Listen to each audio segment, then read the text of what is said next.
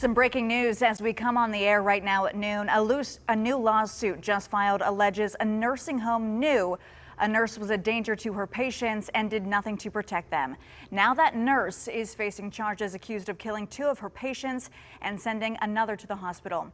Our Ross Guidotti joins us live. And Ross, there's a family that wants answers about their loved one who died while she was in her care. Yeah, the family of a woman by the name of Marianne Bowers says the woman was a victim of the killer nurse known as Heather Presti, and the administrators of the facility you see behind me, Guardian Healthcare Bel Air, knew about her prior employment experience and how she allegedly was essentially fired from several other businesses similar to this one before she came to it. And then while here, according to this lawsuit, Presti was spending a lot of time with the victim, and that began to make a lot of other nurses suspicious. And eventually, those nurses reported their findings to the facility's management, but failed, according to this lawsuit, to do anything.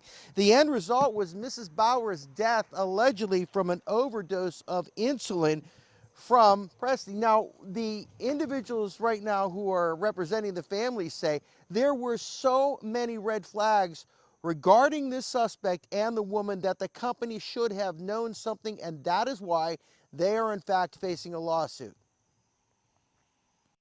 I promise you, if a candidate came into our office and said, over the last 2.5 years, I've only worked a couple months at 6 different places, I would not hire that individual. And in this particular case, the family believes, and I agree with them, that if proper steps had been taken, Nurse Presti would not have been hired, and their mother would still be alive.